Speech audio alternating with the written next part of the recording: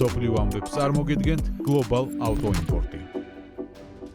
მსოფლიო ამბებით უნდა გავაგრძელოთ საქმეების აღამა და დავიწყოთ უკრაინის პრეზიდენტის ვოლოდიმირ ზელენსკის ღია წერილით, რომელთაც მან რუსეთის ლიდერს ვლადიმერ პუტინს მიმართა და ომის დასრულებისთვის პირისპირ შეხვედრა სთხოვა ღია წერილის საშუალებით. ომის დასრულებას ჩემსა და თქვენ შორის პირდაპირი ფორმატით გთავაზობთ, მე გთავაზობ შეხვედრას.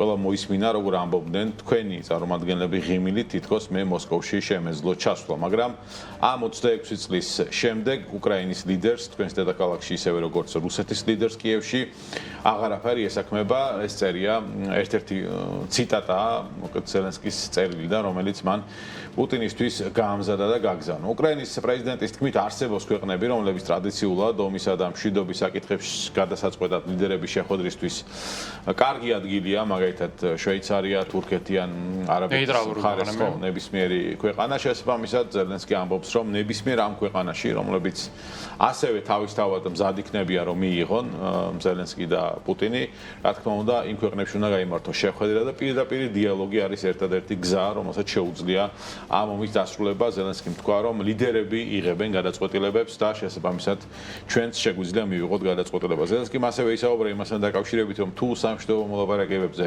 დაიწყება, ასე ვთქვათ, მოსამზადებელი პროცესი და მათი პირისპირ შეხვედრა შეიძლება რომ შედგეს რომელიმე ნეიტრალურ ქვეყანაში, ამ შემთხვევაში სრულ პასუხისმგებლობას იღებს ცეცხლის შეწყვეტაზე, ისევე როგორც ვთქვათ, ირანთან მიმართებით არის ცეცხლის შეწყვეტილი მოლაპარაკებების რაღაც გარკვეულ ეტაპების მიმდინარეობისას, ასევე უკრაინაც აიღებს ვალდებულებას, რომ შეწყდეს ცეცხლი იქამდე, სანამ რაღაც გარკვეული საკითხები არ იქნება გადაწყვეტილი.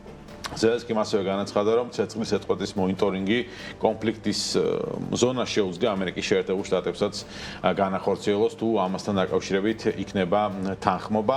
მანამდე რუსეთის ლიდერმა ვლადიმერ პუტინმა განცხადება გააკეთა, რომ რუსეთი უკრაინის წინააღმდეგ ომის დასრულებისთვის კომპრომისების თითქოს მზად არის. ისივე თქმით, ამ საკითხზე საუბარი ამერიკის შეერთებულ შტატების პრეზიდენტ დონალდ ტრამპთან შეხვედრის დროსაც მიმდინარეობდა. მოკლედ ასეთია ღია წერილის შინაარსი, ნახოთ რა გამოხმაურება იქნება მას მოსკოვიდან და მივიღებთ თუ არა რაიმე კონტურებს, რომ ორი ქვეყნის ლიდერი შეიკრიბოს და შეხვდეს. ხო, აი ამ ყველაფრის ფონზე ძალიან რაღაცნაირად სიმბოლურად ემთხვევა, რომ ამერიკის შეერთებული შტატების წარმომადგენლობითმა პალატამ მიიღო კანონპროექტი. ეს არ არის ხადიასრულად ამტკიცებული კანონპროექტი, სენატიც უნდა დაიძლიოს ამისათვის. კანონპროექტი, რომელიც უკავშირდება უკრაინისათვის დახმარების გაზრდას, მხარდაჭერის მიწოდებას და რაც ყველაზე მნიშვნელოვანია, ნატოს წევრების იძულებას იმ სამართლებრივ დონეზე, რა დონეზეც არის საჭირო. ცხადია, ტრამპის მოწოდებები, განცხადებები და რაღაცა ტვიტები ერთია, მაგრამ ამის მიღმა უნდა იყოს რაღაც სამართლებრივი საფუძველი, რომელსაც შემდეგ შეიძლება პრეზიდენტი დაეყრდნოს და რაღაც სხვადასხვა აღმასრულებელი განკარგულებებით ზეწოლა განახორციელოს, თუნდაც ნატოს წევრ ქვეყნებზე, რომ მეტი დახარჯონ თავდაცვაზე და ევროპა განსაკუთრებით ასე ვთქვათ სასაზღვრო სახელმწიფოები, რომლებიც რუსეთთან ახლოს არიან, იქცნენ აუღებელ ციხესიმაგრედ რუსეთისათვის. მოკლედ, პაკეტი, რომელზედაც მიმდინარეობს ახლა მსჯელობა ამ კანონპროექტის თანახმად, მოიცავს დაახლოებით 8 მილიარდი დოლარის დახმარებას და ასევე მოიაზრებს მშპ-თან მიმართებით ნატოს ხარჯების გაზრდას 2%-მდე. აქ 2% ალბათ უცნაურად მოგესმათ, რადგანაც 5-ზე იყო აქამდე აპელირება და სწორედ ეს არის ამ კანონპროექტის ერთი დიდი მინუსი. ის არის მოძველებული. რადგანაც ამერიკაში კანონპროექტის შეცვლა ამ ეტაპზე არის ძალიან რთული, კანონმდებლებმა გადაწყვიტეს, რომ ასეთი ფორმით გაიტანონ ეს კანონპროექტი და შემდეგ სენატის დონეზე რედაქციით უკვე შეიტანონ ცვლილებები და ორის ნაცვლად ჩაწერონ 5% და რვის ნაცვლად ჩაწერონ მაგალითად 10 მილიარდი დოლარი. თუმცა თუ ეს მოახერხა მაგალითად კონგრესის ქვედა პალატამ, სადაც 226 წევრმა დაუჭირა მას მხარი, მათ შორის რამდენიმე რესპუბლიკელიც იყო და სულ 195 იყო წინააღმდეგი, ამ კანონპროექტის დამტკიცება სენატის მიერ ცოტა არ იყოს და არ არის რეალისტური ჩანს, რადგანაც დამტკიცებისათვის მას სჭირდება 60 სენატორის მხარდაჭერა და ამდენი დემოკრატი სენატორი ფიზიკურად არ არის. მაშინ არსებითად დიდმა ნაწილმა უკვე რესპუბლიკელი სენატორებისამაც უნდა დათმოს პოზიცია და ტრამპის ადმინისტრაციის პოზიცია კი ვიცით რაც არის, მას არ უნდა ამ კანონპროექტის მიღება, რადგანაც ტრამპი ფიქრობს, რომ ამერიკის წინა მთავრობა საკმარისზე მეტად დაეხმარა უკრაინას და პირიქით ახლა უკვე ამერიკამ კი არ უნდა გასცეს თანხები, არამედ მის ამოღებას უნდა მიხვეს და სწორედ აი ამ ამოღების პროცესის ნაწილი იყო სხვადასხვა წინა წელს მთავარი ნიუსი რაც იყო რომელსაც ყოველ კვირა ვაჩუქებდით მინერალების შეთანხმება რომელზედაც ბოლო 6 თვე თუ 7 საერთოდ სიახლეც კი არ შეხვედრია არათუ რაიმე სახის ცვლილება ან რამის დაწყება, იქ საუბარი იყო, არ ვიცი, უკრაინაში მოპოვების დაწყებაზე, მათ შორის შეთანხმება გაფორმდა, მაგრამ არაფერი ცვლილება ძროა არ ყოფილა, რაღაცნაირად თითქოს დაავიწყდა ყველას ამ შეთანხმების არსებობა თუ მისი ამოქმედება ცოტა არ იყოს და უცნაურია თავად ეს საკითხიც. ღია წერილზე საუბრობდით და რამდენიმე წუთის წინ გავრცელდა ვლადიმერ პუტინის პასუხი, როგორც ჩანს დიპლომატიური არხები და სხვა საშუალებებით პუტინი გაეცნო უკვე ამ წერილის შინაარსს და მე შევეცდები რომ მაყურებელი ჩავაყენო საქმის კურსში ციტატა ვლადიმერ პუტინის განცხადებიდან, რომელიც მან გააკეთა სანქტ-პეტერბურგის საერთაშორისო ეკონომიკურ ფორუმზე.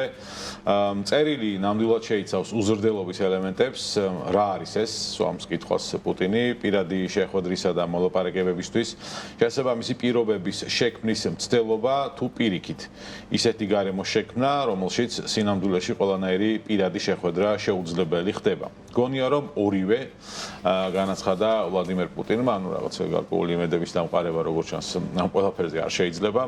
გასაგებია ვლადიმერ პუტინის პასუხი პირიქით რაღაცა შეურაცხყოფად მიიღო და თulis რომ არანაირი საფუძველი თუ წინაპირობა. აზრიც არ აქვს ჩვენ შეხვედრასო, ანუ არ იქნება ეს შეხვედრისა, ანუ შესაბამისად არ იქნება ეს შეხვედრა და ჩემი რაღაცა 2 წუთის წინ განცხადებული ტექსტი რომ ნახოთ რა პასუხი იქნება, აგერ ნახეთ კიდევაც პასუხი. კარგი, პოლონეთზე გადავინაცვლოთ, სადაც ამერიკის შეერთებულ შტატებს ქვეყანა ტერიტორიაზე მუდმივი სამხედრო ბაზის შექმნასთან დაკავშირებით ოფიციალურ თხოვნით მიმართავს. პოლონეთს სხვათა შორის ამასთან დაკავშირებით ჰქონდა გარკვეული გეგმები ჯერ კიდევ 2018 წელს, როდესაც დონალდ ტრამპი გახდა პირველი ვადით პრეზიდენტი, 2 მილიარდი დოლარი გამოიყო.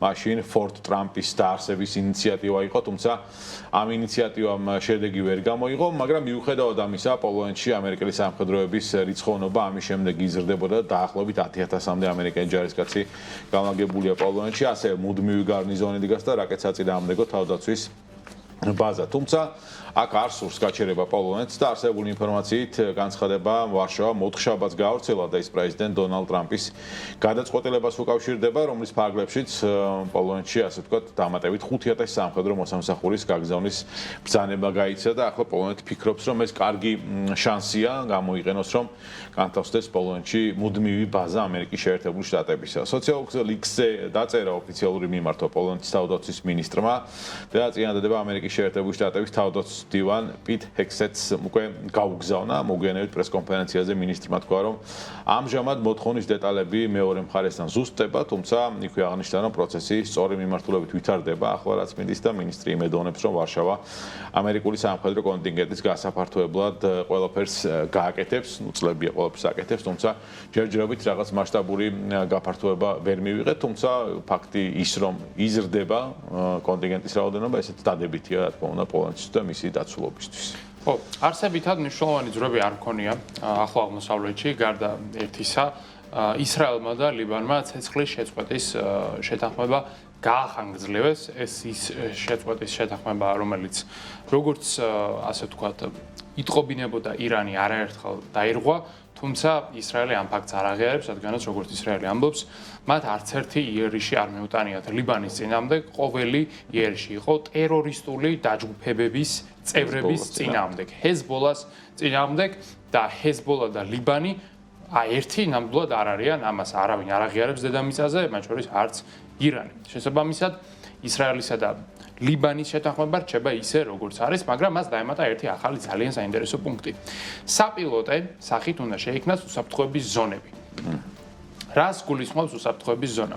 ეს არის მარტივად უბანი, სადაც იქნება მუდმივი მონიტორინგი იმისა, რომ იქ არ იქნებიან ჰეზბოლას წევრები, არ იქნება ჰეზბოლას ბაზა და ჰეზბოლას რაც ყველაზე მნიშვნელოვანია მიწისქვეშა ინფრასტრუქტურა. რაღაც ბუფერული ზონა ალბათ ახლოს ისრაელის ტერიტორიას. რა თქმა უნდა, სწორედ ეს არის აზრი, რათა ისრაელს ჰქონდეს უსაფრთხოების ზონა, მარტივად რომ ვთქვათ, სადაც გარანტირებულად ეცოდინება, რომ იქ არ არის განთავსებული არც იარაღი და არც იქიდან არ დაიგეგმება ხვალდილით მაგალითად შეტევის განხორციელება. ეს არის ერთ-ერთი მოთხოვნა ისრაელისთვის. ამაზე როგორც ჩანს, ლიბანის პრინციპში თანახმად, რადგანაც მათაც ურჩევნიათ, რომ რაღაც ზონები იყოს სუფთა, სადაც ეცოდინება თავადაც რომ არ არიან ტერორისტები, შესაბამისად მხარებს შორის ეს შეთანხმება არის მიღწეული, რაც სხვათა შორის არის ერთი დიდი სხვა შეთანხმების ნაწილი, რაც არის რეალურად ამერიკასა და ირანს შორის დროებითი ზავი, თუმცა ეგ ზავიც ჯერჯერობით არის ჰაერში გამოკიდული, მისი ბედიღბალი ცოტა არ იყოს და უცნობია და თან ამას ისიც საეჭვოდ ემთხვევა, რომ ამ კვირას იმ მიმართულებით პროგრესი ფაქტობრივად არ ქონია. სოფლიო ამბებს წარმოგიდგენთ Global Auto Import-ი.